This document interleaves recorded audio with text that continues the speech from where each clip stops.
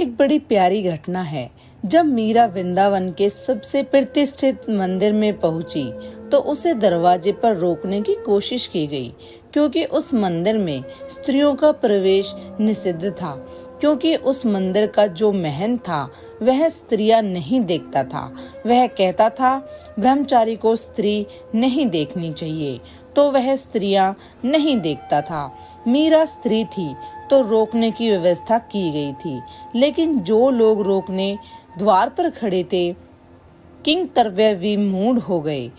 जब मीरा नाचती हुई आई, अपने हाथ में अपना एक तारा लिए बजाती हुई आई, और जब उसके पीछे भक्तों का हुजूम आया, सब मदमस्त उस मस्ती में वो जो द्वारपाल खड़े थे वे भी ठिठक कर खड़े हो गए। वे भूल ही गए कि रोकना है। तब तक तो मीरा भीतर प्रविष्ट हो गई। हवा की लहर थी, एक भीतर प्रविष्ट हो गई, पहुंच गई बीच मंदिर में। पुजारी तो घबरा गया। पुजारी पूजा कर रहा था कृष्ण की। उसके हाथों से थाल गिर गया। उसने वर्षों से स्त्री नहीं देखी थी। इस मंदिर में स्त्री का निषेध था। यह स्त्री यहाँ भीतर कैसे आ गई? अब तुम थोड़ा सोचना। द्वार पर खड़े द्वारपाल भी डूब गए भाव में। पुजारी न डूब सका।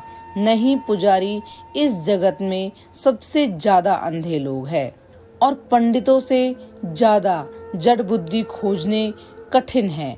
द्वार पर खड़े द्वारपाल भी डूब गए इस रस में।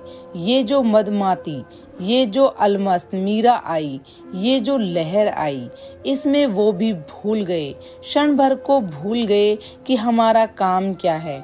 याद आई होगी तब तक तो मीरा भीतर आ चुकी थी। वह तो बिजली की कौन थी। तब तक तो एक तारा उसका भीतर बज रहा था।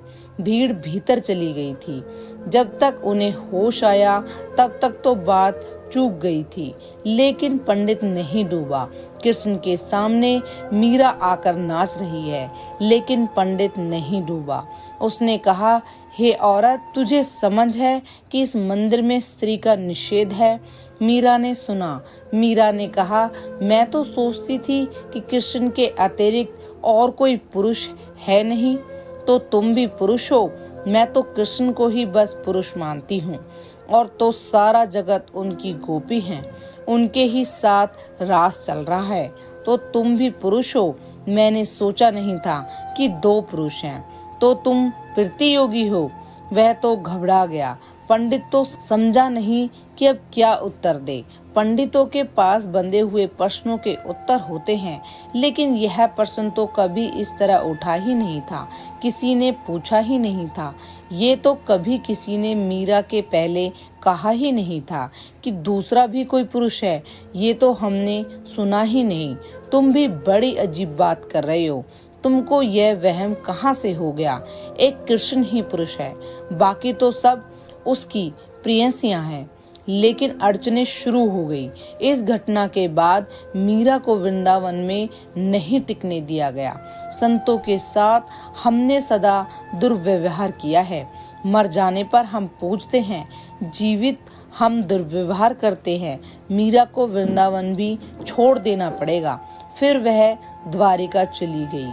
वर्षों के बाद राजस्थान की राजनीति बदली।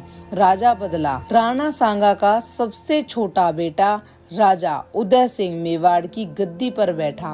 वह राणा सांगा का बेटा था और राणा प्रताप का पिता।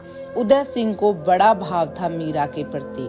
उसने अनेक संदेश वाहक भेजे कि मीरा को वापस ले आओ, लिवा लाओ। यह हमारा अपमान है। यह राजस्थान का अपमान है कि मीरा गांव-गांव भटके, यहाँ वहाँ जाए।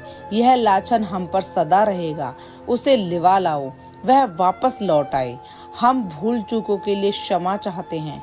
जो अतीत में हुआ, गए लोग पंडितों को भेजा, पुरोहितों को भेजा समझाने बुझाने, लेकिन मीरा सदा समझकर कह देती कि अब कहाँ आना जाना।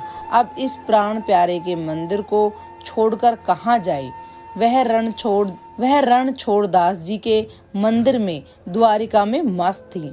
फिर तो उदय सिंह ने बहुत कोशिश की, 100 आदमियों का जत्था भेजा और कहा कि किसी भी तरह ले आना, न आए तो धरना दे देना, कहना कि हम उपवास करेंगे, वहीं मंदिर पर बैठ जाना।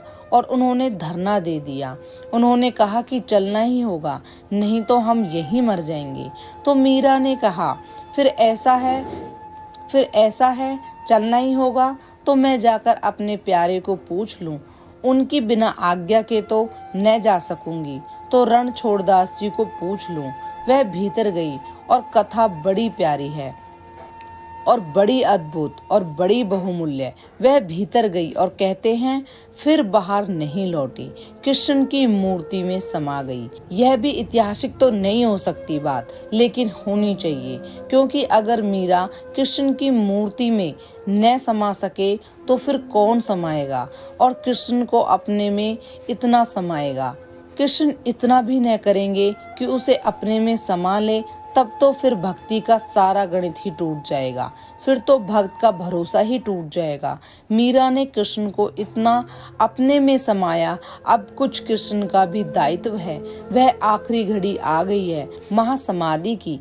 मीरा ने कहा होगा, या तो अपने में समा लो मुझे, या मेरे साथ चल पड़ो, क्योंकि अब ये लोग भूखे बैठे हैं, अब मुझे जाना ही पड़ेगा। वह आखिरी घड़ी आ गई जब भक्त भगवान हो जाता है। यही प्रतीक है उस कथा में कि मीरा फिर नहीं पाई गई।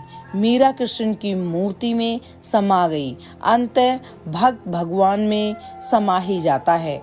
ध्यान रखना, इसे तथ्य मानकर सोचने मत बैठ जाना। यह सत्य है और सत्य तथ्यों से बहुत भिन्न होते हैं, सत्य तथ्यों से बहुत ऊपर होते हैं। तथ्यों में रखा ही क्या है, दो कौड़ी की बातें हैं। तथ्य सीमा नहीं है सत्य की। तथ्य तो आदमी की छोटी सी बुद्धि से जो समझ में आता है उतने सत्य का टुकड़ा है। सत्य बहुत बड़ा है। कृष्णा।